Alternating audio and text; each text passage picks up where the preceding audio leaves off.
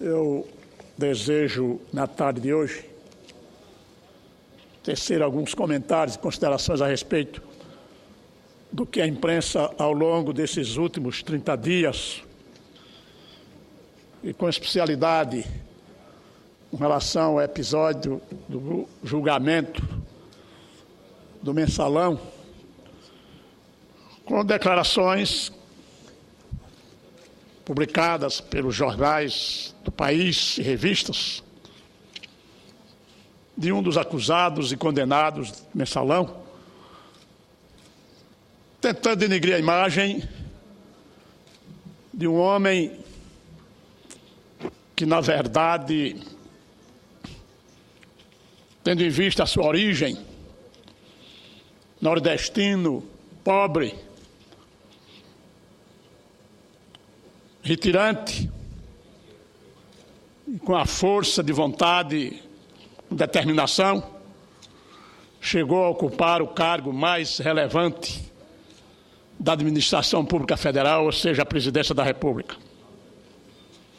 Por isso, senhor presidente, quero nesta oportunidade, como senador da República, como homem público, como nordestino e com especialidade como brasileiro, hipotecar minha irrestrita solidariedade ao ex-presidente Luiz Inácio Lula da Silva.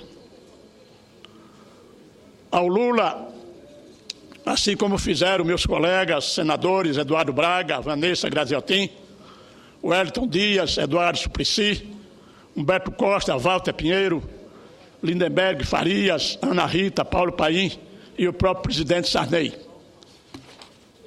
O que me impressiona, senhor presidente, senhoras e senhores senadores, é a possibilidade de declarações de um homem apontado como operador do chamado Mensalão e condenado a mais de 40 anos de prisão, ter mais peso, ou ter peso, melhor dizendo, inclusive ocupando os maiores espaços da grande imprensa nacional, em decorrência de querer manchar a história do principal responsável pelo crescimento do país, de um dos baluartes da democracia brasileira. São acusações sem provas, baseadas apenas em declarações, que criaram ou tentação de denegrir a imagem do ex-presidente Lula, que para mim, e acredito para milhões de nordestinos, foi o maior líder popular da República, ao vencer inúmeros preconceitos para alcançar o posto mais alto do país. Aliás, duas procuradoras da República já afirmaram que este testemunho de Valério é cheio de contradições e inconsistências. O que foi escrito por Lula ficará registrado para sempre. Por isso, quero que também registre seus feitos, que demonstram sua dignidade, honradez e visão do mundo. Se pudéssemos colocar na balança exatamente o que significa essas declarações e o que representa o Lula, tenho certeza absoluta que se fizesse uma maior observação no que diz respeito aos meios de comunicação, essas denúncias não teriam absolutamente ocupado uma linha sequer dos grandes jornais do país. Creio que esse falatório, devido a preconceito contra o ex-presidente, vivenciado por milhões de nordestinos nas suas lutas diárias, o que temos diante de nós e que não pode sair da memória é a trajetória desse pernambucano, que saiu de Garanhuns para tentar sorte em São Paulo e com muito esforço e coragem chegou à presidência da República para promover a redução da miséria no país e entrada para a história como a maior ação de inclusão social do mundo. O Brasil, e principalmente o Nordeste, conhece o progresso e o desenvolvimento econômico e social com as políticas capitaneadas pelo ex-presidente Luiz Inácio Lula da Silva. Este ilustre filho do Nordeste ofereceu à região pela primeira vez tratamento digno. Sei que após o século de descasos, muito ainda tem que ser feito, mas as bases já foram construídas e um novo olhar empreendedor está sobre a região. Com as ações estruturantes e os programas sociais, o Nordeste alcançou o dobro das taxas de crescimento obtidas no governo anterior. De 2003 a 2008, nossa região cresceu 31,5%, quase 5 pontos acima da média nacional. Senhor presidente, eu pedi a tolerância de Vossa Excelência para que eu pudesse concluir a minha manifestação a respeito do presidente Lula. Como ressaltou a reportagem da revista Isto é Dinheiro, o Nordeste está visivelmente mais rico, aquecido por um volume recorde de investimentos públicos e privados. Os 9 estados que o compõem apresentam um crescimento percentual comparável ao ritmo da economia chinesa. Pela primeira vez, o Nordeste oferece oportunidade para os filhos da terra e para outros brasileiros. Foi o ex-presidente Lula e sua sensibilidade que lideraram as mudanças que os pobres deste país tanto precisaram. Corajoso, Lula inverteu a ordem vigente ao priorizar os programas sociais como meio de alcançarmos a distribuição de renda e o crescimento econômico. Essa visão diferenciada fortaleceu o mercado interno, protegeu o país da crise e tornou o nosso mercado um dos mais atrativos e latentes para a economia mundial. Entre os programas implementados, podemos destacar o Bolsa Família, a instalação de siderúrgicas, refinarias e estaleiros, reformas e criação do sistema ferroviário e rodoviário, as obras do Programa de Aceleração do Crescimento, os incentivos para a agricultura familiar, a expansão das escolas técnicas e a interiorização da universidade. O ProUni e o protagonismo do Brasil na luta ambiental e diante da crise internacional.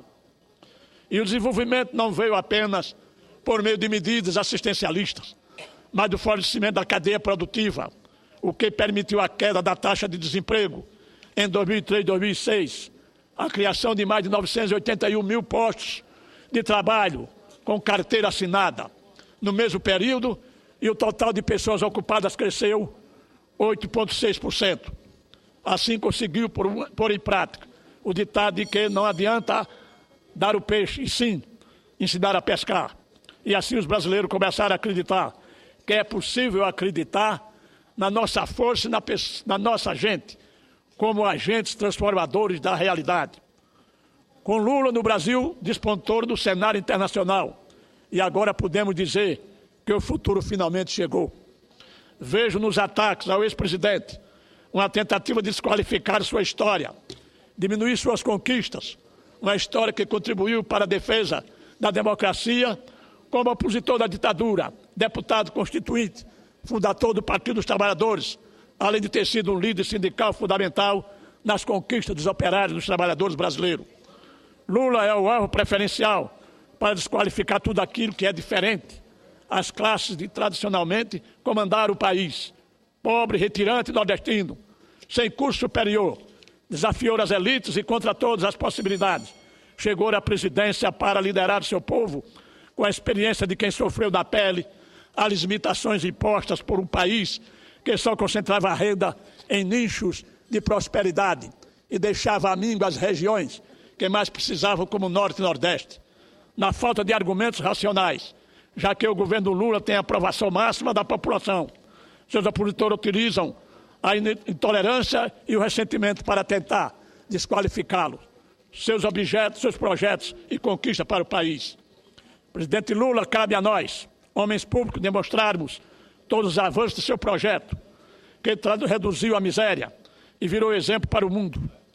Estamos prontos, senhor presidente, para defender os interesses deste país e das regiões mais pobres do Brasil, graças ao seu trabalho, ao seu empenho e à sua participação na presidência da República. O presidente Lula, a política, pertence à nova história brasileira, que é construída por todos nós, senhor presidente. Por isso, gostaria, nesta oportunidade, de agradecer a Vossa Excelência pela tolerância, ao tempo em que é bom que fique claro que esta casa tem outros assuntos e mais importantes para tratar, ao invés de estarmos nos preocupando em querer criar aqui algumas dificuldades para fazer análise e fiscalizar declarações que, na verdade, deveriam ter sido postas e o vento levar, e não ocupar o espaço que ocupou.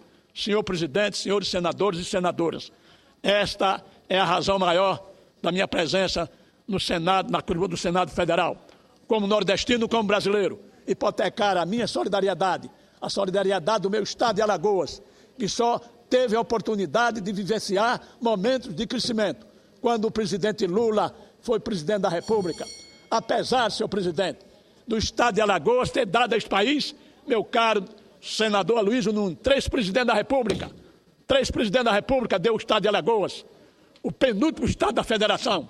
E que nós não temos, Cabiberibe, sequer obras que a gente possa dizer aqui é fruto do trabalho de um presidente alagoano.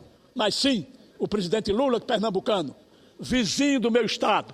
Foi preciso que o brasileiro colocasse na presidência da República um trabalhador, um operário, um retirante, um homem que passou fome, que passou sede, que passou dificuldade, que vendeu laranja nas ruas de São Paulo, que usou com os pés no chão, mas que plantou a semente do desenvolvimento deste país. Desenvolver o Brasil é hoje o Brasil de antes de Lula e o Brasil depois de Lula, com a continuidade dada pela presidente Dilma. Senhor presidente, muito obrigado a Vossa Excelência e eu queria agradecer.